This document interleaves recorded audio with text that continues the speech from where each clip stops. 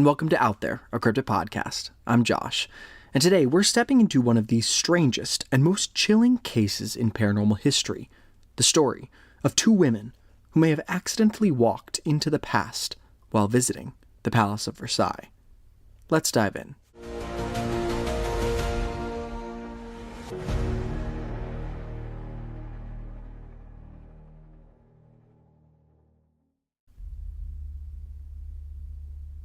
There's a theory about time that sounds straight out of a science fiction novel. It's called a time slip. The idea is that for a brief moment, someone can step out of the present and catch a glimpse of the past. You might have seen it in books like in The Time Traveler's Wife, or in shows like Doctor Who, where characters accidentally find themselves in the wrong century.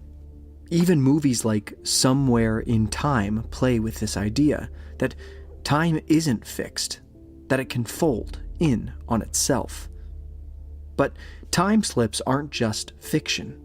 In 1901, two English academics visiting the Palace of Versailles claimed to have experienced one of the most famous examples of all time.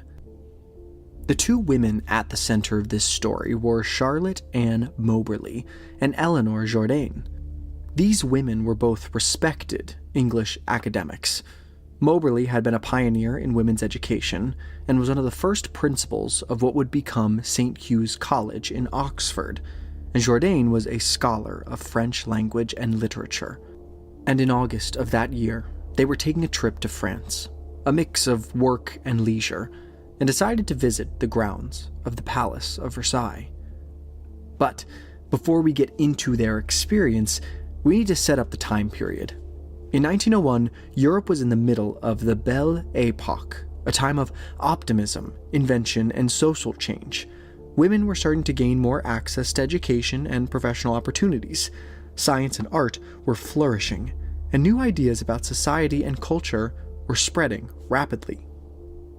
Paris was alive with excitement of new technology and new art, but just a few miles away, Versailles stood as a monument to a vanished world. The palace gardens were always immaculate and world famous.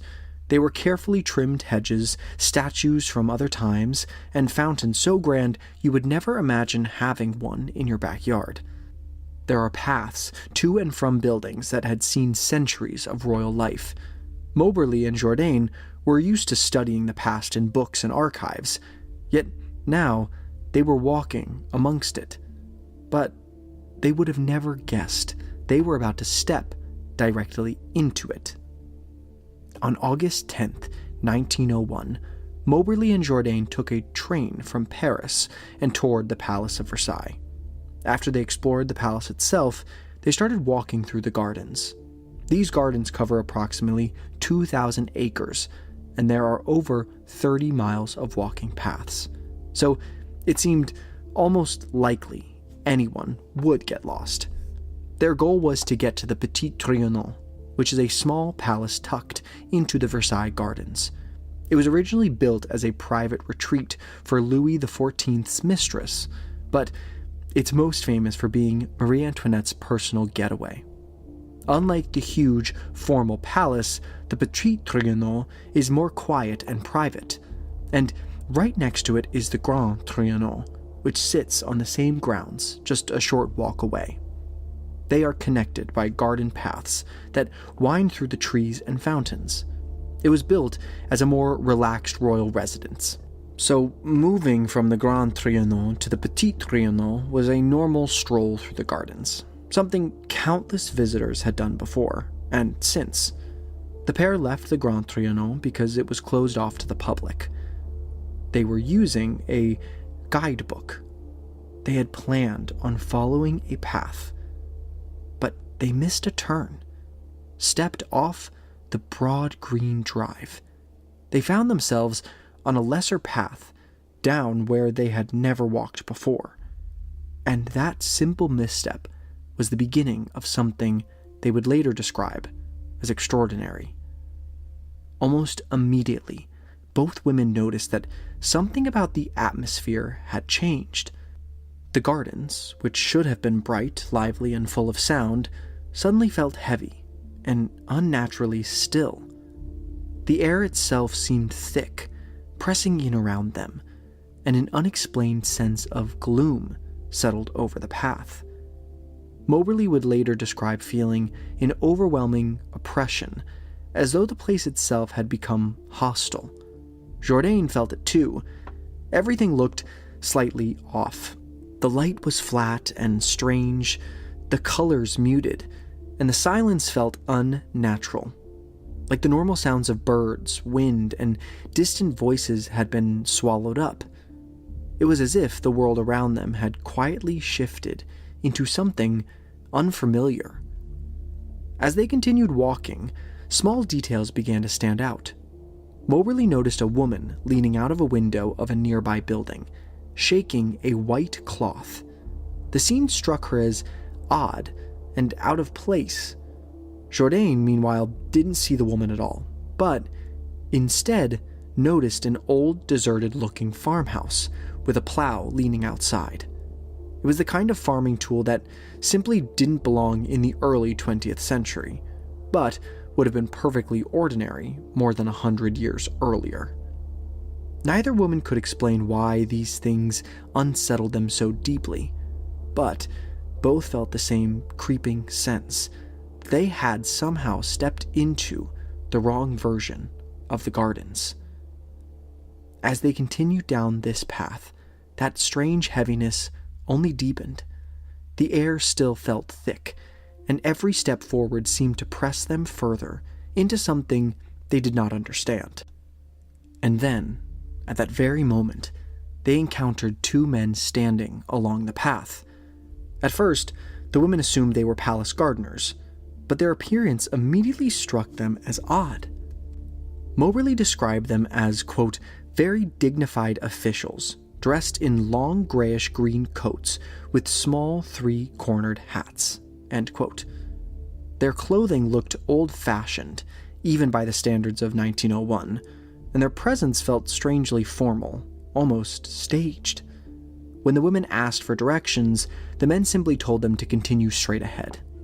As they walked on, Jourdain noticed a small cottage on the side of the path. In the doorway stood a woman holding out a jug to a young girl.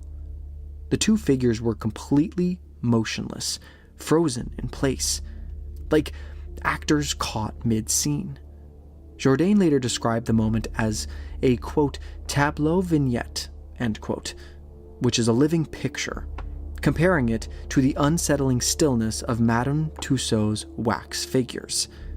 Something about this scene felt artificial, as though time itself had paused around them.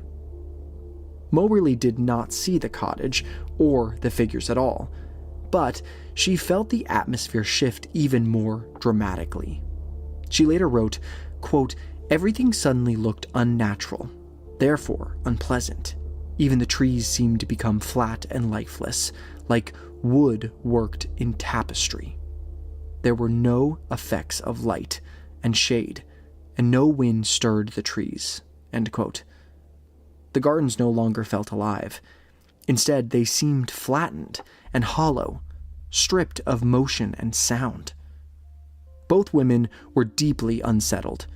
Nothing they were seeing or feeling made sense, yet they continued forward. And as they continued along the path, the atmosphere remained heavy and distorted. And then they saw him. A man was seated beside the path, near what appeared to be a small garden kiosk. From the moment they noticed him, both women felt an intense sense of discomfort. Something about his presence was deeply unsettling, though neither could immediately explain why. Jourdain later wrote that the man slowly turned his head to look at them. His face was dark, marked heavily by smallpox scars, and his expression was vacant and disturbing. She described it as evil and yet unseeing, and said she felt an immediate repugnance at the thought of passing him. Moberly's memory of the man was just as vivid. She recalled his face as deeply unpleasant, writing that, quote, "The man's face was most repulsive, its expression odious, and his complexion very dark and rough," end quote. The encounter filled both women with dread, and neither wanted to linger near him for even a moment. Without speaking, they quickened their pace and passed by, each shaken by the intensity of the experience. The path ahead seemed to stretch endlessly. The strange stillness of the gardens pressing in around them was ever present. It was as if they were moving through a world that only half existed, one that felt frozen in time. Then, without warning, they heard footsteps behind them. The sound was sudden and urgent, as though someone was running quickly along the path. The footsteps grew closer, pounding against the gravel. Yet, when they turned around, there was no one there.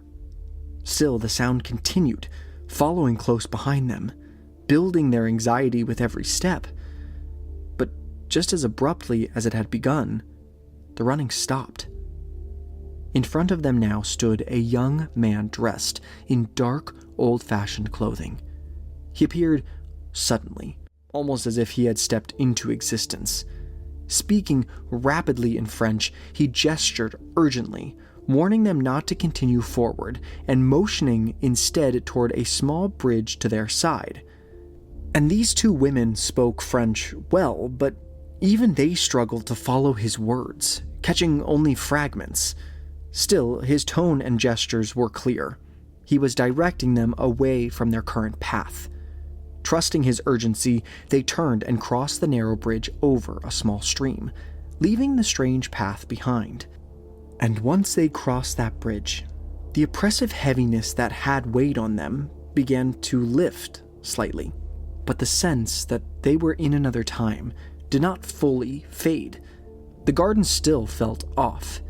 The colors were still muted, and that weird sense that they were almost in a painting still hadn't left. It was then that Moberly noticed a woman sitting in the grass near the Petit Trianon, sketching. At first, she thought it was just another visitor, quietly capturing the scenery. But something about her felt different. Her clothing was old-fashioned, more like something from a century earlier than a contemporary tourist would wear. She described her in a summer dress with a large white hat and very fair hair. And her posture, the way she focused on her paper, and the complete stillness, all added to an impression that the moment was frozen in time. Almost immediately after this, they found themselves back among the normal flow of visitors, near the entrance of the Petit Trianon. The light, sounds, and movement of the gardens came back. There were birds chirping, leaves rustled in the wind, and distant voices of tourists made the place feel alive again. The strange, frozen segment of reality that had pressed down on them seemed to vanish as suddenly as it had arrived. Both women were left shaken and quiet as they continued toward the Petit Trianon, each aware that something extraordinary had just occurred. They could not explain what had happened, and yet they knew that that afternoon would remain with them forever. After that afternoon, neither Moberly nor Jourdain talked about what had happened right away. It was about a week later, after they had left Versailles, that the memory came out. Moberly was writing a letter to her sister about their trip, and started describing the strange afternoon. At one point, she asked Jourdain if she thought the Petit Trianon was haunted, and Jourdain said she did. A few months later, back in Oxford, they compared their notes. Their memories lined up in ways that really surprised them. The path they had taken, the stillness in the gardens, the strange figures, and the oppressive feeling that had pressed down on them all matched between the two of them. They decided to start researching the history of the Trianon to see if anything they had seen could be explained. One of the first things they looked into was the men they had seen on the path. At the time, they had assumed the figures were just gardeners or palace staff, but something about the way they carried themselves felt different. When they checked historical records and uniforms, they realized the clothing matched the Swiss guards who had served at Versailles in the late 18th century. That discovery was a startling clue. From there, they began to piece together a possible time frame. The uniforms lined up with the Swiss guards in 1792, which was around the time the Tuileries Palace in Paris was under siege and the monarchy was collapsing. August 10th, 1792 was a particularly violent day. The Swiss guards were massacred. The royal family was in danger, and France was in chaos.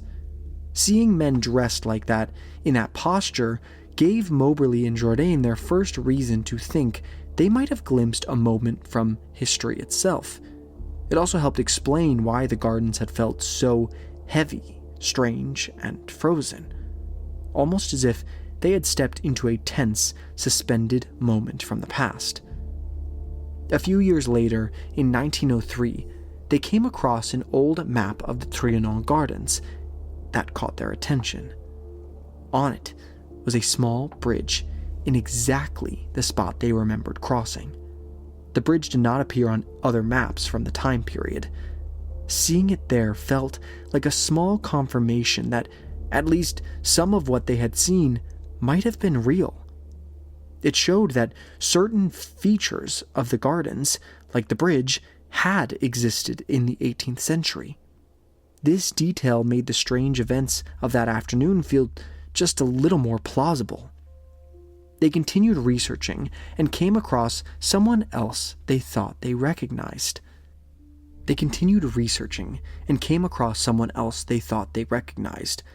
They believed the man they had seen by the kiosk was Count de Vaudreuil, a French nobleman and close friend of Marie Antoinette. In the late 1700s, he was a courtier at Versailles, who often spent time at the Petit Trianon in the afternoons, walking the gardens, visiting friends, and attending small gatherings with the Queen and her companions. To Moberly and Jourdain, his presence made sense. The figure they had glimpsed had the bearings of a courtier, moving with dignity and formality, as if entirely at home in a world that no longer existed in 1901. As they dug deeper into the history of the Trianon Gardens, Moberly became fixated on the woman she had seen sitting in the grass sketching. Her clothing, her posture, and the way she focused on her work did not match the way a modern visitor would behave. Moberly had studied French art and history, so she started comparing portraits and fashion palettes from the late 18th century. She noticed that the dress, the hat, and even the posture matched what ladies of the court wore around 1789.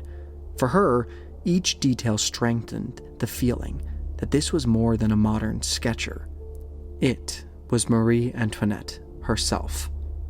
Jourdain, who had not seen the woman as clearly at the time, could not confirm it with the same certainty, but for Moberly, it all fit. They returned to the gardens several times afterward, trying to retrace their steps, but they could not. The small kiosk and the bridge were gone, and the paths were crowded with visitors. They even considered the possibility of a private event that day, which could explain the old-fashioned figures, but there was no record of one.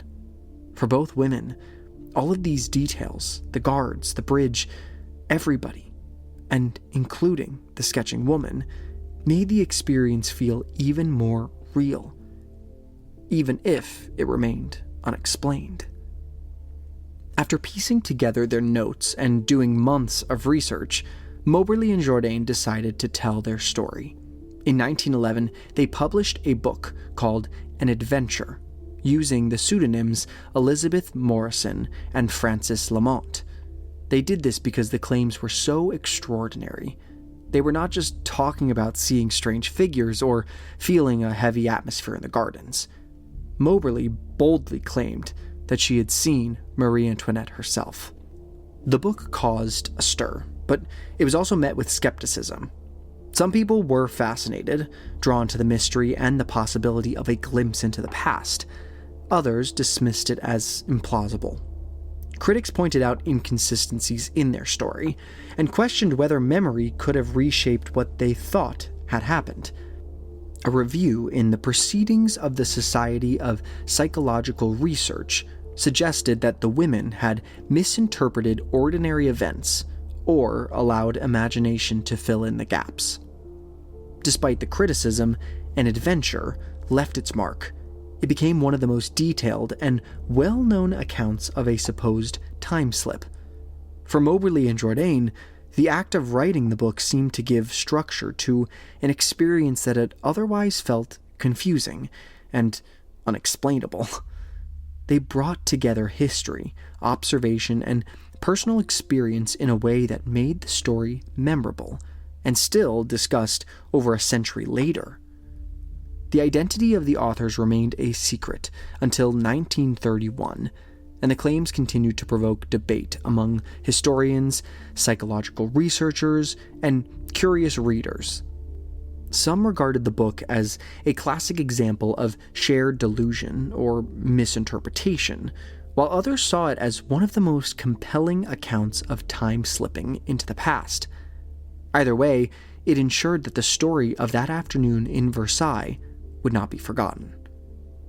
After the book came out, both women continued their lives in Oxford, but the story of the Versailles time slip stayed with them. They both reported other unusual experiences over the years. Moberly, for example, claimed that in 1914, while visiting the Louvre, she saw an apparition of the Roman Emperor Constantine. He was described as a man of unusual height, wearing a gold crown and a toga, and no one else saw him. Jourdain, who had always been the more dominant and assertive personality of the pair, eventually did become a principal of St. Hugh's College.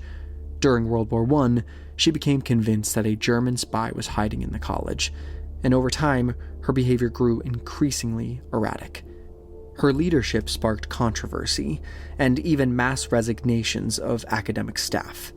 She died suddenly in 1924, in the middle of that scandal, leaving behind a complicated legacy. Moberly lived a longer life, passing away in 1937.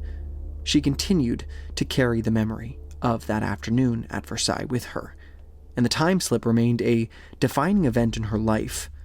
For both women, the experience shaped how they saw history, memory, and the world around them. Even after Moberly and Jourdain had passed away, their story didn't disappear. Over the years, people kept trying to figure out what really happened that day at Versailles. Some offered explanations that didn't involve anything supernatural at all. In 1965, Philippe Julien suggested that the women might have accidentally wandered into a fancy dress party hosted by the French poet Robert de Montesquieu, who lived near Versailles. He and his friends were known for throwing gatherings where everyone dressed in period costumes and performed living tableaux. From his perspective, the woman Moberly thought was Marie Antoinette could have just been a guest in costume, and the men they saw might have included Montesquieu himself. For two middle-class Edwardian women not used to that kind of company, the scene could easily have felt strange and unsettling. Other people focused on psychology. Some suggested Moberly and Jourdain might have shared a kind of hallucination, or a folie à deux, where one person's perceptions influence the others. Psychologist Leonardo Zousnay argued that what they experienced could have been hallucinatory, and then became more dramatic as they learned more about Versailles' history. Historian Michael Coleman looked closely at their accounts and pointed out that the later published versions of an adventure had been expanded and embellished. The earliest notes didn't make a strong case for a supernatural experience, and much of their historical research relied on sources that weren't always reliable. Skeptics like Brian Dunning also pointed out inconsistencies in their memories. For example, the moment they noticed the sketching woman first, and when it was discussed, didn't match between the two witnesses. He also pointed out that features of the gardens, like bridges and kiosks, could have been any number of existing structures. The historical identities the women assigned to the people they saw, including Marie Antoinette, only came after they started digging into the history. Even Dame Joan Evans, who owned the copyright to an adventure, accepted the Montesquieu explanation and did not allow further editions of the book. But once it came out of copyright, it was republished in 1988 and again in 2008, this time crediting Moberly and Jourdain as the authors. Despite all the skepticism, their story continued to captivate people. Historian Roy Strong noted that even though their adventure has been widely questioned, it held the public's imagination for decades. So, after all of that, after the story, the research, the criticism, and the attempts to debunk it, there still is one question that keeps pulling people back to the case. What if time slips are actually possible? The idea of time slipping sounds like pure science fiction, but it has existed in folklore and philosophy for centuries. It's the idea that under certain conditions, a person might briefly step out of their own timeline and into another. Not time travel in the way we usually imagine it, with machines and glowing portals, but something quieter, more subtle, and completely unintentional. A moment where the normal flow of time seems to glitch.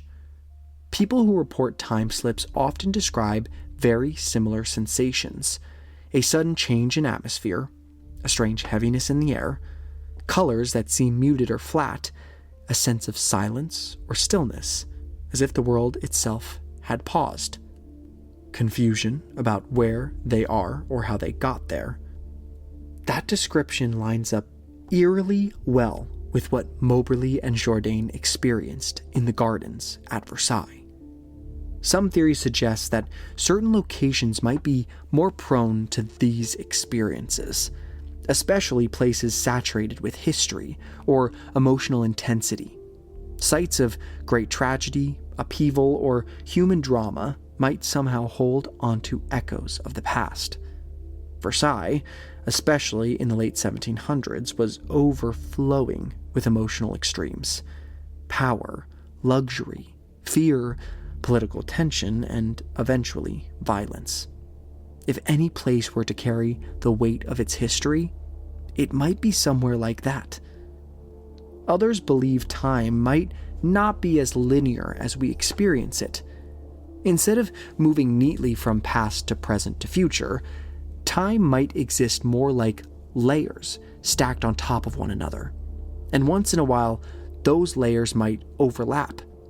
If that were the case, then a time slip would not be traveling through time, but briefly stepping sideways into a moment that still somehow exists. And this is where some of the details from their story become especially hard to ignore.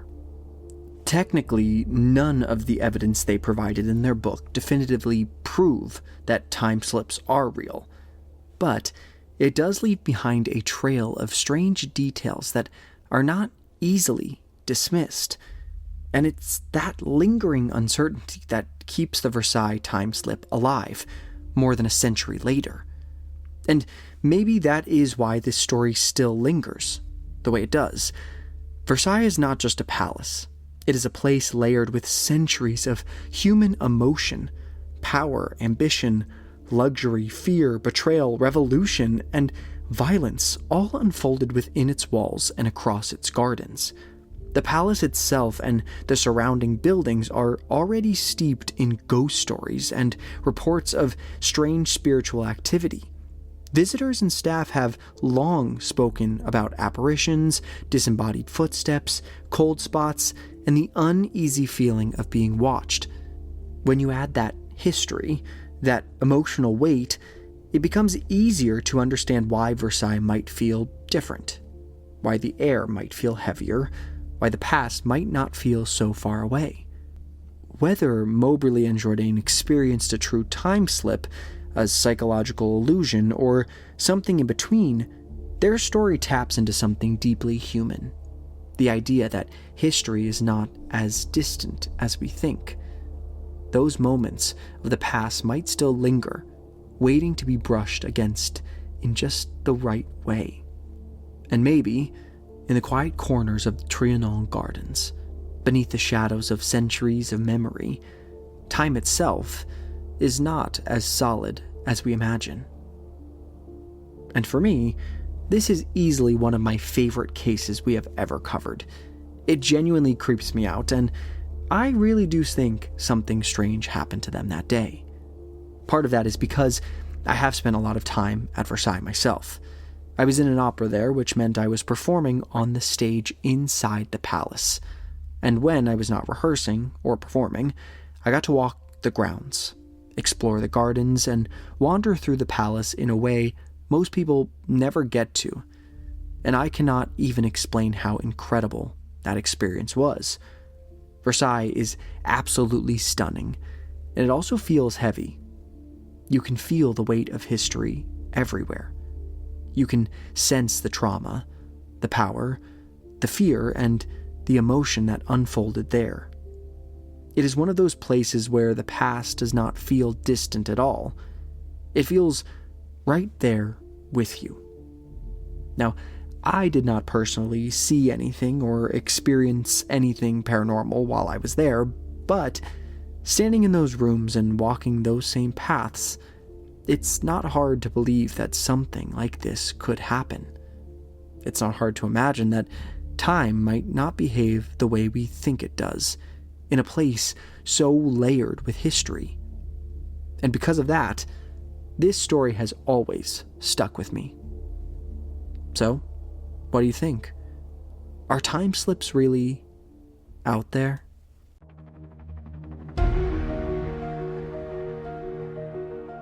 Be sure to follow us on Instagram at OutThereCryptids for episode posts, updates, and more. Join our community on Discord, where we dive even deeper into the mysteries we explore here on the podcast. The link can be found on our Instagram. And if you're loving the show, consider supporting us on Patreon. As a patron, you get exclusive perks like bonus episodes, early access, and even surprises. See you next week.